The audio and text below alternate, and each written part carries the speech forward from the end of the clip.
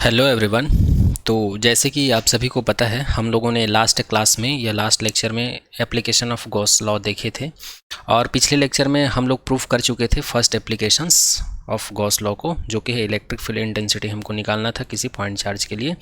और second applications भी हम लोग पिछले लेक्चर में देख चुके हैं। इसमें भी हम लोग को इलेक्ट्रिक फील्ड इंटेंसिटी निकालनी थी, किसके वजह से infinitely long state charge wire दिया हुआ था उसके लिए, और हम लोगों ने ये फार्मूला भी प्रूफ किया था। ओके, और आज के इस लेक्चर में हम लोग नेक्स्ट एप्लीकेशंस को प्रूफ करेंगे, जो कि है एप्लीकेशन थर्ड। इसमें भी हम लोग को क्या निकालनी है, इलेक्ट्रिक फील्ड इंटेंसिटी निकालनी है। किसकी वजह से, एक प्लेन शीट के लिए। और ये प्लेन शीट कैसा है, चार्ज्ड प्लेन शीट है, और जो कि कैसा है, इनफाइनाइटली है। ओके, तो इसके लिए हम लोग को प्रूफ करना है is equals to epsilon is equals to sigma upon 2 epsilon 0, जहाँ पर सिग्मा है सरफेस चार्ज डेंसिटी और एप्सिलॉन 0 है आपका इलेक्ट्रिक परमिटिविटी फॉर वैक्यूम और फ्री स्पेस। ओके, इसके बाद हम लोग देखेंगे नेक्स्ट एप्लीकेशन। इसमें भी हम लोग को इलेक्ट्रिक फील्ड इंटेंसिटी निकालनी किसी स्फेरिकल सेल के लिए, वो भी डिफरेंट केस में। ये फर्स्ट केस है, सेकंड केस है, थर्ड केस है, और ये सेकंड और थर्ड और ये फोर्थ, यही एप्लीकेशन आपके सिलेबस में दिए हुए हैं। उसके बाद नेक्स्ट एप्लीकेशन है फिफ्थ नंबर का, ये आपके सिलेबस में नहीं दिया हुआ है, इसलिए इसको हम लोग शॉर्ट में डिस्कस करेंगे। इसका डेरिवेशन नहीं करवाऊंगा, केवल इसको हम लोग शॉर्ट में डिस्कस करेंगे। ओके, तो चलिए आज का लेक्चर स्टार्ट करते हैं, और आज के इस लेक्चर में हम लोग प्रूफ करने वाले हैं एप्लीकेशन नंबर थर्ड। ओके, तो यहाँ पर लिखा हुआ है proof third, electric field intensity निकालनी है, इनफाइनाइटली प्लेन शीट हमको दिया हुआ है। तो जैसे कि इस फिगर में आप लोग देख सकते हैं, इसको आप लोग नोट्स में ड्रॉ कर लीजिएगा, और आप लोग के लिए इस डायग्राम को मैं एक बार फिर से रीड्रॉ करके समझा देता हूँ। ओके, तो सबसे पहले यहाँ पर कंसिडर किया हुआ है कि एक प्लेन शीट है हमारे पास, तो ये हम लोगों ने कंसिडर कर लिया, एक प्लेन शीट है, और इस प्लेन शीट के ऊपर पॉजिटिव चार्ज डिस्ट्रीब्यूटेड है। ओके, और इस प्लेन शीट का अगर हम लोग सरफेस एरिया कंसिडर करें तो ए कंसिडर कर लेते हैं, और इसके ऊपर जो चार्ज डिस्ट्रीब्यूटेड है उसको हम लोग सिग्मा कंसिडर कर लेते हैं, और ये चार्ज कौन सा है, क्यू चार्ज है।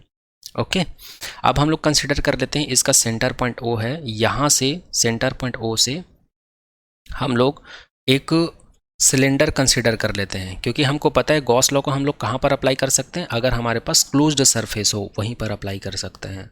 इसलिए मैं यहाँ पर एक क्लोज्ड सरफेस कंसिडर कर लेता हूँ, जो कि है सिलेंडर।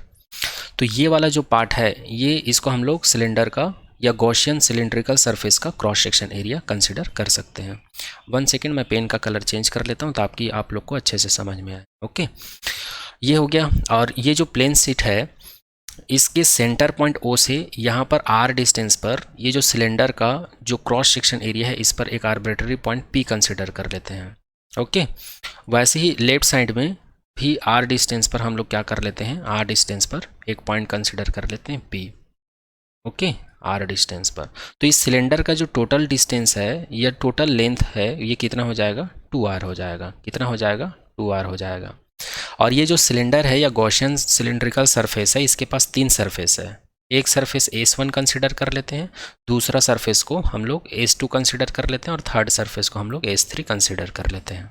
ओके, S1 यहाँ पर कर्व्ड सरफेस एरिया है, और S2 और S3 यहाँ पर क्रॉस सेक्शनल सरफेस एरिया है। ओके, और यहाँ पर जो इलेक्ट्रिक फील्ड का जो डायरेक्शन है, जो प्लेन शीट का पॉइंट O है, वहाँ से इलेक्ट्रिक फील्ड का डायरेक्शन राइट साइड में होगा और लेफ्ट साइड में होगा। ये इलेक्ट्रिक फील्ड का डायरेक्शन होगा। और अगर हम लोग सिलिंड्रिकल के सरफेस एरिया का यूनिट वेक्टर की बात करें, तो उसके लिए हम लोग यहाँ पर S1 सरफेस में एक स्मॉल एलिमेंट कंसिडर कर लेते हैं, जिसको DS1 नाम दे देते हैं, और इसका भी कुछ ना कुछ एरिया वेक्टर होगा, जिसको हम लोग यूनिट वेक्टर n से रिप्रेजेंट करते हैं, या इसको हम लोग वेक्टर DS1 से भी रिप्रेजेंट कर सकते हैं। और यहाँ पर इलेक्ट्रिक फील्ड के डायरेक्शंस की बात करें तो इससे परपेंडिकुलर डायरेक्शन में इधर इलेक्ट्रिक फील्ड का डायरेक्शन, तो यहाँ पर इलेक्ट्रिक फील्ड E और एरिया वेक्टर DS1 है, इनके बीच में एंगल कितना बनेगा, इसको मैं θ1 = 90 कंसिडर कर लेता हूँ। आई होप ये पॉइंट समझ में आया होगा। उसी प्रकार जो S2 सरफेस है, इसमें भी एक स्मॉल एलिमेंट कंसिडर कर लेता हूँ, और इसको मैं नाम दे देता हूँ DS2। क्या नाम दे देता हूँ, DS2, और इसका भी एक डायरेक्शन होगा, जिसको हम लोग एरिया वेक्टर बोलते हैं, इसको DS2 वेक्टर से रिप्रेजेंट कर देते हैं।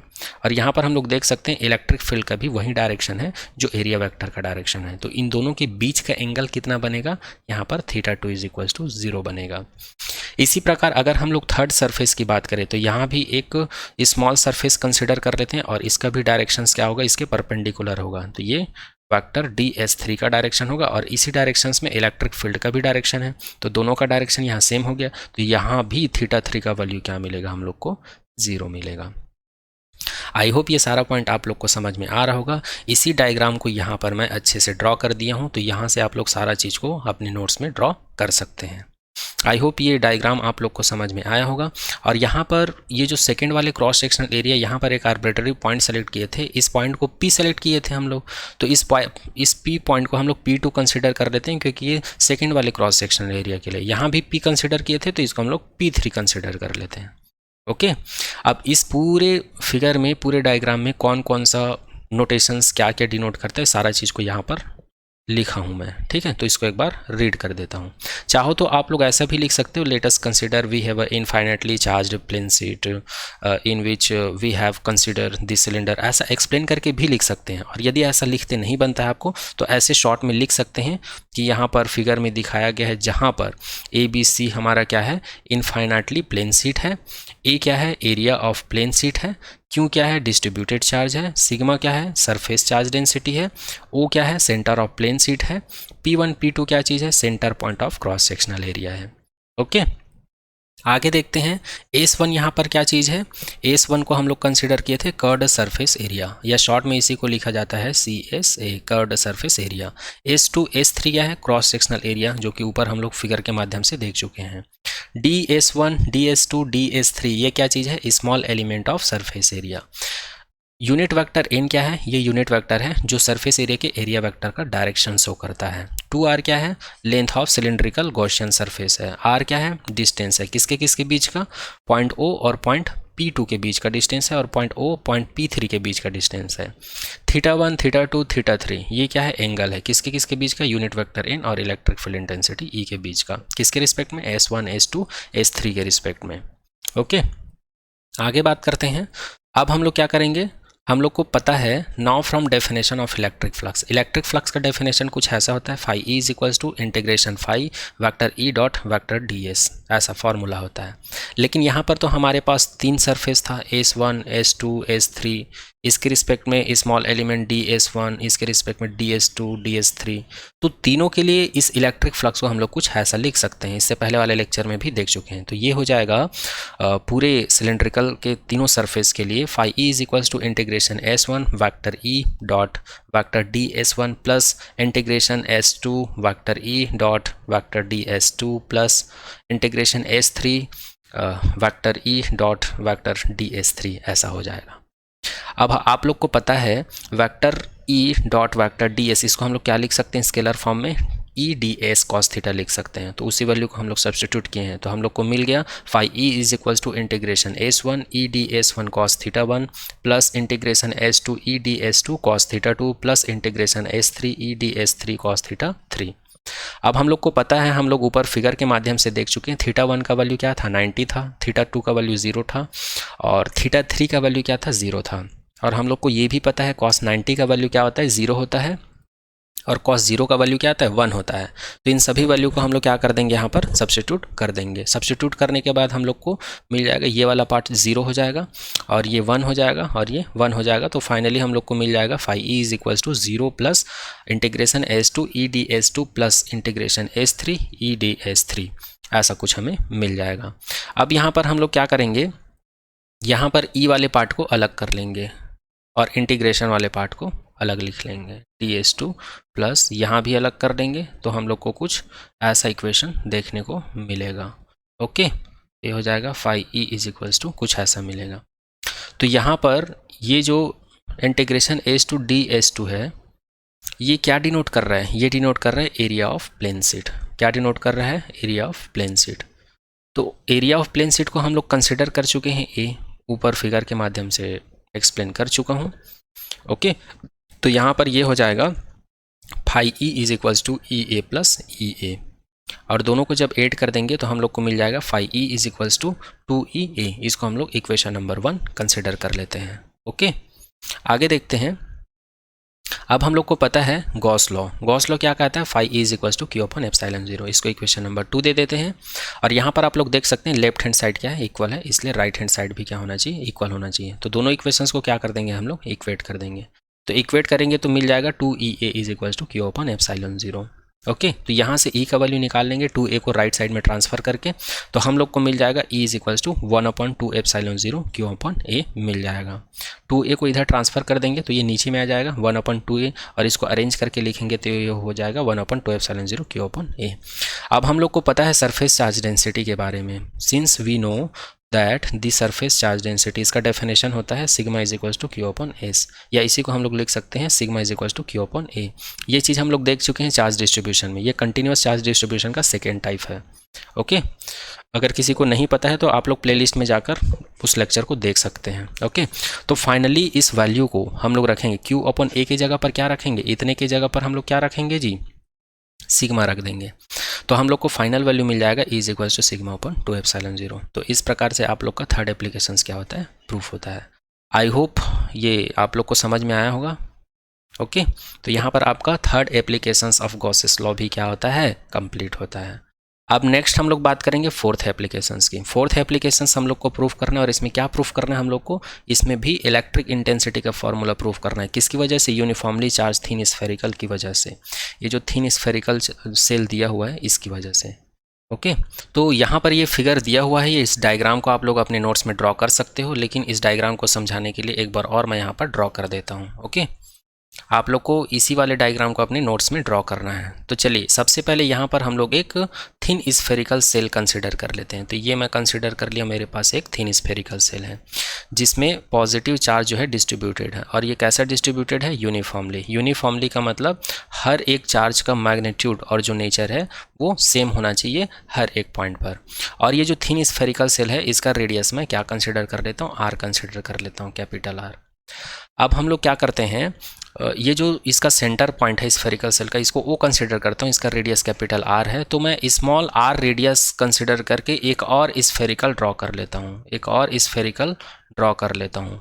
और ये जो स्फेरिकल है, इसी स्फेरिकल को क्या कहा जाता है, गॉसियन सरफेस कहा जाता है। क्या कहा जाता है, गॉसियन सरफेस कहा जाता है, जैसे कि इसमें रेड कलर में दिखाया गया है, गॉसियन सरफेस। और ये क्या चीज़ है हमारा, ये है थिन स्फेरिकल सेल। क्या है, थिन स्फेरिकल सेल है, थिन स्फेरिकल सेल। अब और इसका ये जो गॉसियन सरफेस है इसका रेडियस क्या कंसिडर किए हैं, R, और यही जो है यूनिट वेक्टर डिस्टेंस का भी काम करता है। तो ये जो सेंटर पॉइंट वो है, यहाँ से वेक्टर R डिस्टेंस पर एक पॉइंट ले लेते हैं, इस पॉइंट को P नाम दे देते हैं, इसी पर हम लोग को इलेक्ट्रिक फील्ड की इंटेंसिटी निकालनी है। ठीक है, तो ये पॉइंट अभी कहाँ पर रखा हुआ है, स्फेरिकल सेल के बाहर में रखा हुआ है। और ये जो सरफेस है स्फेरिकल सेल, इसका जो सरफेस है उसको हम लोग सरफेस एरिया को S कंसिडर कर लेते हैं। तो यहाँ पर एक स्मॉल एलिमेंट कंसिडर कर लेते हैं, तो इसका भी कुछ ना कुछ सरफेस एरिया होगा, तो इसको DS कंसिडर कर लेते हैं। और इसका जो डायरेक्शन होगा, इसके डायरेक्शंस को हम लोग वेक्टर DS कंसिडर कर लेते हैं, जिसको हम लोग एरिया वेक्टर बोलते हैं, या इसी के डायरेक्शंस को शो करने के लिए यूनिट वेक्टर N का भी इस्तेमाल करते हैं। ओके, और आप लोग को पता है स्फेरिकल सेल में पॉजिटिव चार्ज है, और पॉजिटिव चार्ज के केस में इलेक्ट्रिक फील्ड का जो डायरेक्शन है पॉजिटिव चार्ज से आउटवर्ड होता है। ये इलेक्ट्रिक फील्ड का डायरेक्शन हो सकता है, इलेक्ट्रिक फील्ड का ये डायरेक्शन हो सकता है, इलेक्ट्रिक फील्ड का ये डायरेक्शन हो सकता है, या फिर ये डायरेक्शन हो सकता है, या फिर यहाँ पर ये डायरेक्शन हो सकता है। तो यहाँ पर आप लोग देख सकते हो ये जो DS स्मॉल एलिमेंट सरफेस है, यहाँ पर इलेक्ट्रिक फील्ड और जो small area of small element of surface area, दोनों का डायरेक्शन सेम है। तो यहाँ पर थीटा का वैल्यू क्या मिल जाएगा हम लोग को, 0 मिल जाएगा।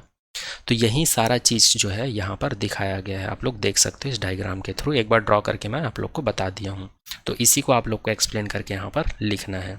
और यदि एक्सप्लेन करके नहीं लिखते हैं तो शॉर्ट में ऐसा लिख सकते हैं कि जो फिगर दिखाया गया है उसमें कौन सा पैरामीटर क्या क्या शो करता है। जैसे कि एस क्या है, ये शो करता है सरफेस एरिया, ठीक है, ये क्या शो करता है, सरफेस एरिया को शो करता है। किसकी, ये जो हम लोग स्फेरिकल सेल लिए उसकी सरफेस को। DS क्या शो करता है, स्मॉल एरिया को, जो सरफेस लिए हैं यहाँ पर उसकी जो स्मॉल एलिमेंट है उसको शो करता है। और E क्या शो करता है, ये इलेक्ट्रिक फील्ड इंटेंसिटी को डिनोट करता है। ये यूनिट वेक्टर है जो एरिया वेक्टर के डायरेक्शन को शो करता है। कैपिटल R यहाँ पर क्या चीज़ है, जो स्फेरिकल सेल लिए हैं उसका रेडियस है।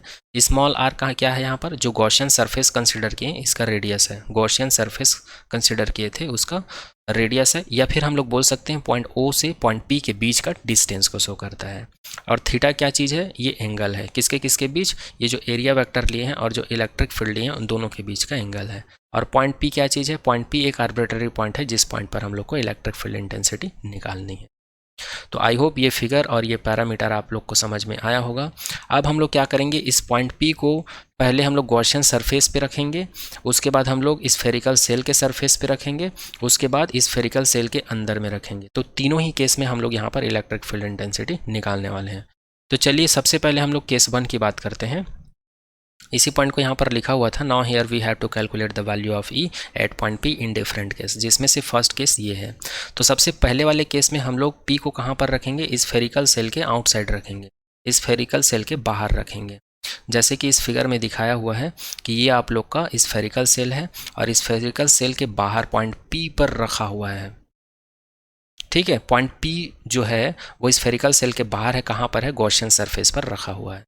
तो यहाँ पर हमको इस पॉइंट पर इलेक्ट्रिक फील्ड निकालनी है। तो ये केस कौन सा हुआ जी, ये केस हो गया स्मॉल आर जो है ग्रेटर देन होगा कैपिटल आर से। ठीक है, यहाँ पर ये स्मॉल आर है और ये कैपिटल आर है, दोनों का कंपैरिजन क्या रहते करें तो आर बड़ा होगा ना कैपिटल आर से। तो इसी को यहाँ पर लिखा गया है कि केस 1 जो है, केस 1 कौन सा केस है, small R greater than the capital R. Okay, यहाँ पर हम लोग क्या करेंगे, इलेक्ट्रिक फ्लक्स का डेफिनेशन यूज़ करेंगे। तो इलेक्ट्रिक फ्लक्स का डेफिनेशन क्या बोलता है जी, phi E is equals to integration vector E dot D S vector.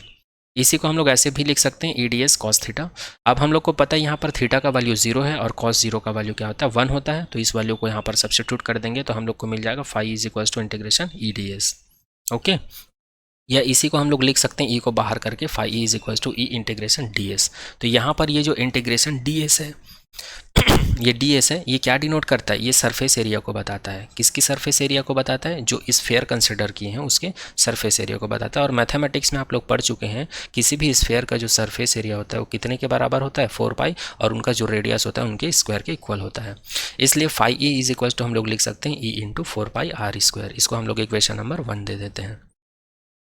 अब हम लोग किसका यूज़ करेंगे, using Gauss law. Gauss law क्या कहता है, phi is equal to Q upon epsilon 0, ये गॉस लॉ का स्टेटमेंट है। इसको दे देते हैं इक्वेशन नंबर 2।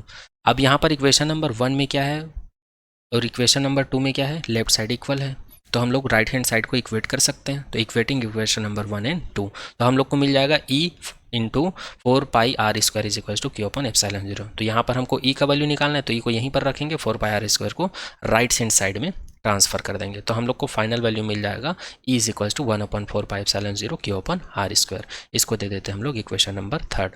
और इक्वेशन नंबर 3 ही क्या है, फर्स्ट केस के लिए इलेक्ट्रिक फील्ड इंटेंसिटी का फॉर्मूला है या डेरिवेशन है। कौन से केस के लिए, जब स्मॉल आर का वैल्यू ज़्यादा था कैपिटल आर से।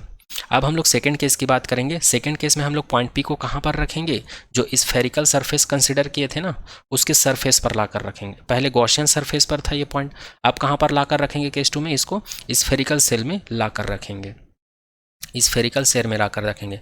मतलब यहाँ पर स्मॉल आर का वैल्यू क्या हो जाएगा, कैपिटल आर के इक्वल हो जाएगा। तो इस इक्वेशन नंबर 3 में क्या करेंगे हम लोग, इस स्मॉल आर के जगह पर क्या सब्स्टिट्यूट कर देंगे, कैपिटल आर सब्स्टिट्यूट कर देंगे। तो जब स्मॉल आर की जगह पर कैपिटल आर सब्स्टिट्यूट करेंगे तो हम लोग को क्या मिल जाएगा, from above equation 3 we put R is equals to capital R. तो ये हम लोग को मिल जाएगा E is equals to 1/4 pi epsilon 0 Q upon R square. तो इसको हम लोग इक्वेशन नंबर 4 कंसिडर कर लेते हैं। और इसी को कहा जाता है इलेक्ट्रिक फील्ड इंटेंसिटी का डेरिवेशन केस 2 के लिए, या फिर small R is equals to R case के लिए। आई होप ये पॉइंट भी आप लोग को समझ में आया होगा। चलिए लास्ट पॉइंट की बात करते हैं, केस 3 की। केस 3 में अब पॉइंट पी को हम लोग कहाँ पर रख देंगे, इनसाइड द स्फीयर। मतलब पहले हमारा जो पॉइंट पी है ये गॉसियन सरफेस पर था, दूसरे वाले केस में स्फेरिकल सेल के सरफेस पर था। अब तीसरे वाले केस में हम लोग पॉइंट पी को कहाँ पर ला दिए हैं, स्फेरिकल सेल के अंदर में ला दिए हैं, यहाँ पर इस पॉइंट पर।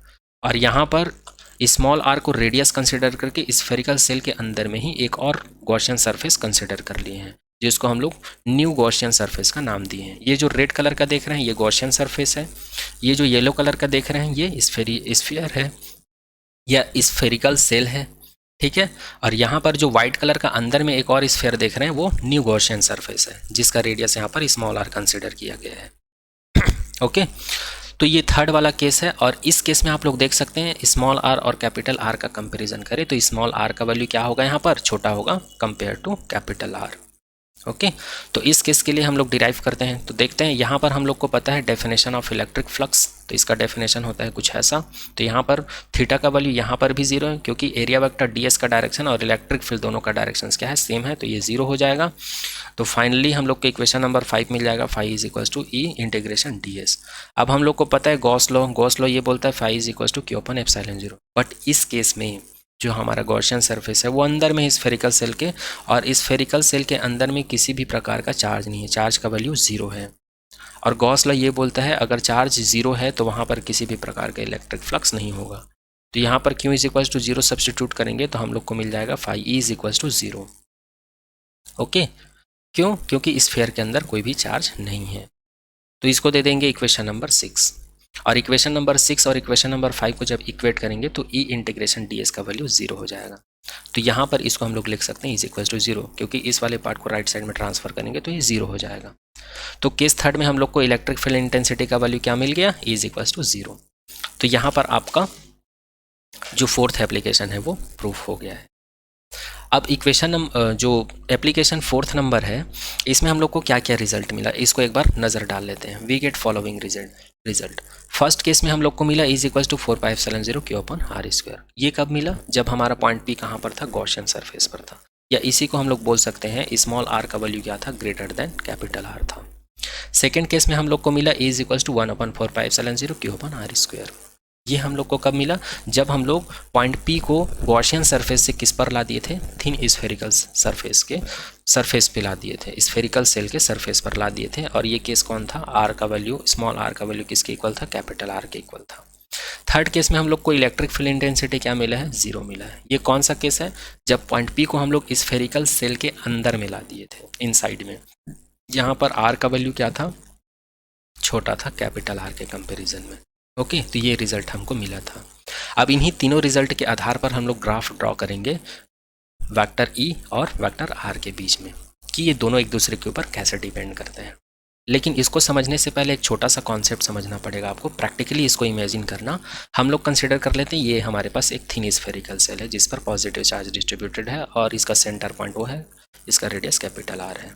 अब यहाँ पर गॉसियन सरफेस कंसिडर कर लेता हूँ जो रेड कलर का डॉट डॉट से शो किया गया है, और इस गॉसियन सरफेस पर एक पॉइंट है ए, और इन दोनों सरफेस के बीच में एक पॉइंट है बी, और एक जो स्फेरिकल सेल है उस पर एक पॉइंट है सी, और इसके अंदर एक पॉइंट कंसिडर कर लेता हूँ जिसको मैं डी बोल देता हूँ। तब आपको यहाँ पर ये बताना है A point, B point, C point, D point, इनमें किस पॉइंट पर इलेक्ट्रिक फील्ड का वैल्यू ज़्यादा होगा।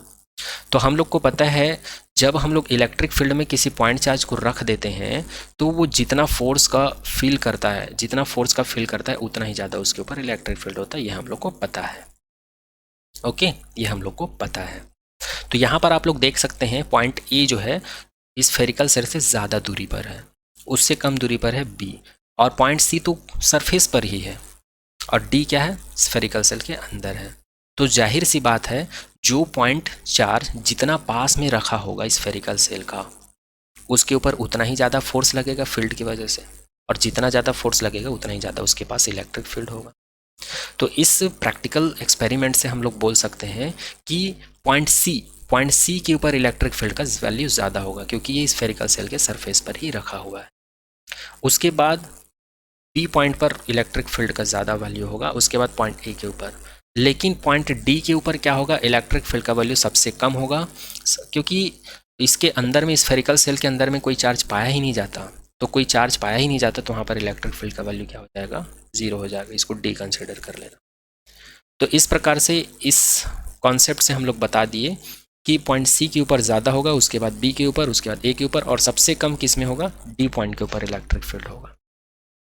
अब इसी कॉन्सेप्ट को ध्यान में रखते हुए यहाँ पर हम लोग ई और आर के बीच ग्राफ ड्रॉ कर सकते हैं। कंसिडर कर लेते हैं हमारे पास दो एक्सिस है, एक एक्सिस एक्स है, एक एक्सिस वाई है, और वाई एक्सिस पर हम लोग इलेक्ट्रिक फील्ड इंटेंसिटी ई को पुट कर देते हैं, और एक्स एक्सिस पर स्मॉल आर को पुट कर देते हैं।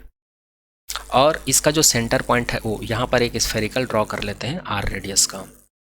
तो आर रेडियस का जो स्फेरिकल ड्रॉ किए हैं तो इसके सरफेस पर यहाँ पर स्मॉल आर और कैपिटल आर दोनों का वैल्यू सेम होता है, और जब दोनों का वैल्यू सेम होता है तो इस सिचुएशंस में इलेक्ट्रिक फील्ड इंटेंसिटी क्या होती है, मैक्सिमम होती है, क्योंकि पॉइंट पी कहाँ पर होता है, सरफेस पर होता है। और इस कॉन्सेप्ट से हम लोग देख चुके हैं जो सरफेस पर होगा उसके ऊपर इलेक्ट्रिक फील्ड ज़्यादा होगा, तो यहाँ पर मैक्सिमम होगा। और अगर इस स्फेरिकल के इनसाइड की बात करें तो कोई चार्ज नहीं होता, इसलिए इस केस में इलेक्ट्रिक फील्ड इंटेंसिटी 0 होती है। और अगर हम लोग स्फेरिकल सेल से बाहर की बात करें, आउटसाइड की बात करें, तो इसका जो वैल्यू है किसके ऊपर डिपेंड करता है, स्मॉल आर के ऊपर डिपेंड करता है। स्मॉल आर का वैल्यू जितना कम होगा इलेक्ट्रिक फील्ड का वैल्यू उतना ही ज़्यादा होगा, और इसका वैल्यू स्मॉल आर का वैल्यू जितना ज़्यादा होगा इलेक्ट्रिक फील्ड इंटेंसिटी का वैल्यू उतना ही कम होगा। तो ये वाला जो रिलेशन है, इस रिलेशंस को कौन सेटिस्फाइड करता है, तो यहाँ से पॉइंट ए से लेकर पॉइंट बी तक ये जो कर्व देख रहे हैं ये इस रिलेशन को सेटिस्फाइड करता है। कैसे, उसको देखो। जैसे जैसे हम लोग पॉइंट ए से नीचे आते जाते हैं तो यहाँ पर ई का वैल्यू क्या होता है, डिक्रीज होता है, लेकिन आर का वैल्यू यहाँ पर क्या होता है, इंक्रीज होता है। यहाँ पर ई का वैल्यू क्या होता है, डिक्रीज होता है, तो आर का वैल्यू क्या होता है, इंक्रीज होता है। या फिर हम लोग पॉइंट बी से पॉइंट ए की तरफ जाते हैं तो यहाँ पर आर का वैल्यू डिक्रीज होता है। देखो आर का वैल्यू क्या होता है, डिक्रीज होता है, आर का वैल्यू क्या होता है, डिक्रीज होता है, लेकिन यहाँ पर ई का वैल्यू तो इंक्रीज हो रहा है ना, पहले यहाँ होगा, यहाँ होगा, यहाँ होगा, तो ई का वैल्यू क्या हो रहा है, इंक्रीज हो रहा है, का वैल्यू इंक्रीज हो रहा है। तो इस प्रकार से इस रिलेशन को कौन सेटिस्फाइड करता है, ए बी जो कर्व है ये सेटिस्फाइड करता है। और यहाँ पर ई का वैल्यू ना तो मैक्सिमम होती है ना तो मिनिमम होती है, ये किसके ऊपर डिपेंड करता है, स्मॉल आर के ऊपर डिपेंड करता है। ओके, तो इस प्रकार से ये ग्राफ हम लोग समझ सकते हैं तीनों ही केस के लिए, इस वाले केस के लिए, इस वाले केस के लिए और इस वाले केस के लिए। और इस ग्राफ से क्या रिजल्ट निकला जी, इस ग्राफ से ये रिजल्ट निकला कि इस वाले केस में हम लोग को इलेक्ट्रिक फील्ड नहीं मिलता, 0 मिलता है, मतलब मिनिमम बोल सकते हैं। और जब कोई पॉइंट चार्ज सरफेस पर ही रहता है, मतलब ये वाला condition R is equals to capital R, तो इसमें हमको इलेक्ट्रिक फील्ड इंटेंसिटी मैक्सिमम मिलती है। और इस वाले केस में इलेक्ट्रिक फील्ड इंटेंसिटी का मॉडरेट मिलता है, कंसीडर कर लेते हैं, या फिर हम लोग कंसीडर कर लेते हैं कि यहाँ पर इसका वैल्यू जो है स्मॉल r के ऊपर डिपेंड करता है, E का वैल्यू। ओके, तो आई होप ये वाला एप्लीकेशन भी आप लोगों को समझ में आया होगा। फिर भी अगर कुछ डाउट रह जाता है तो आप लोग कमेंट सेक्शन में कमेंट कर दीजिएगा। चलिए अब लास्ट बात करते हैं हम लोग 5th नंबर का एप्लीकेशन। वैसे ये आपके सिलेबस में नहीं दिया हुआ है, फिर भी इसको एक बार नज़र डाल लेते हैं, ठीक है। तो 5th वाले एप्लीकेशन में भी हमको क्या निकालना रहता है, इलेक्ट्रिक फील्ड इंटेंसिटी निकालना रहता है। और इसमें जो हमको मटेरियल दिया रहता है या जो बॉडी दिया रहता है वो कैसा रहता है, सॉलिड स्फीयर। इसमें भी हमको 3 केस में क्या निकालना रहता है, इलेक्ट्रिक फील्ड इंटेंसिटी निकालनी रहती है। स्मॉल r जब बड़ा होता है कैपिटल R से तब हमको निकालना रहता है, और इस सिचुएशन में हमको इलेक्ट्रिक फील्ड इंटेंसिटी मिलती है, वो कितनी मिलती है, E is equal to 1/4πε0 Q/r², या इसी को हम लोग ऐसा भी लिख सकते हैं। नेक्स्ट केस में हम लोग स्मॉल r को कैपिटल R के इक्वल कंसिडर करते हैं, और इस केस में हम लोग को जो मिलता है वो है E is equal to 1/4πε0 Q/r²। इसको हम लोग ऐसे भी लिख सकते हैं। थर्ड केस में हम लोग को मिल जाता है small r less than capital R। Okay, और इस केस में हम लोग को इलेक्ट्रिक फील्ड इंटेंसिटी मिलती है E is equal to 1/4πε0 Q/r का क्यूब। इसको हम लोग ऐसे भी लिख सकते हैं। और इन्हीं तीनों रिजल्ट से हम लोग को इस केस में जो ग्राफ मिलता है R और E के बीच में वो कुछ ऐसा देखने को मिलता है, जहाँ पर ये वाला जो रिलेशन है, ये वाला जो स्ट्रेट लाइन है वो थर्ड केस को रिप्रेजेंट कर रहा है। ओके, थर्ड केस को रिप्रेजेंट कर रहा है, और यहाँ पर ये वाला जो लाइन देख रहे हैं ये लाइन जो है केस 2 को रिप्रेजेंट कर रहा है, जहाँ पर इलेक्ट्रिक फील्ड इंटेंसिटी क्या होती है, मैक्सिमम होती है। और यहाँ पर ये जो कर्व देख रहे हैं, इस पॉइंट को A कंसिडर कर लूँ, इस पॉइंट को मैं B कंसिडर कर लूँ, तो ये जो AB कर्व लाइन जो दिख रहा है ये केस 1 को रिप्रेजेंट करता है, ठीक है। तो यहाँ पर जैसे जैसे R का वैल्यू बढ़ते जाता है वैसे वैसे इलेक्ट्रिक फील्ड का वैल्यू भी बढ़ते जाता है, लेकिन यहाँ पर AB कर्व ये बताता है कि R का वैल्यू जैसे जैसे कम होता है इलेक्ट्रिक फील्ड का वैल्यू वैसे ही बढ़ता है, और जब R का वैल्यू जैसे जैसे बढ़ता है वैसे वैसे इलेक्ट्रिक फील्ड इंटेंसिटी का वैल्यू कम होता है। और ये जो पॉइंट है A, और इसको हम लोग C कंसिडर कर लेते हैं, ये जो AC लाइन जो दिख रहा है ये शो करता है कि कैपिटल R स्मॉल r के इक्वल होता है, और यहाँ पर इलेक्ट्रिक फील्ड इंटेंसिटी का वैल्यू क्या होता है, ज़्यादा होता है। तो इस प्रकार से 5th नंबर का एप्लीकेशंस भी आपका कंप्लीट होता है। ये उतना इंपॉर्टेंट नहीं है क्योंकि सिलेबस में नहीं दिया हुआ है, जो सिलेबस में दिया हुआ है उसको मैं बता चुका हूँ, फिर भी हम लोग इसको शॉर्ट में कर लिए, यहाँ पर मैं डेरिवेशन नहीं करवाया हूँ। तो इस प्रकार से आप लोगों का 12th क्लास का जो चैप्टर 1 है, चैप्टर 1 का जो थ्योरी पार्ट है यहाँ से क्या होता है, एंड होता है। थ्योरी पार्ट आपका क्या होता है, एंड होता है। अब आने वाले नेक्स्ट लेक्चर में हम लोग क्या करेंगे, इस पूरे चैप्टर का NCERT प्रॉब्लम कवर करेंगे। क्या करेंगे, एनसीईआरटी प्रॉब्लम कवर करेंगे। सबसे पहले आप लोग के एनसीईआरटी बुक में जो एग्जाम्पल दिया हुआ है उसको करेंगे, उसके बाद जो क्वेश्चन दिया हुआ है एक्सरसाइज उसको करेंगे। ओके, और जैसे कि आप लोग का जैसे जैसे आप लोग का एग्ज़ाम पास आएगा वैसे वैसे मैं क्वेश्चन प्रैक्टिस करवा दूंगा, जो कि आपके एनसीईआरटी से बाहर से है या प्रीवियस ईयर बोल सकते हो, जिसमें प्रीवियस ईयर भी इंक्लूडेड रहेंगे और कुछ कुछ अदर क्वेश्चन भी इंक्लूडेड रहेंगे। ओके, तो आज के लेक्चर में यहीं तक। Thank you so much to all.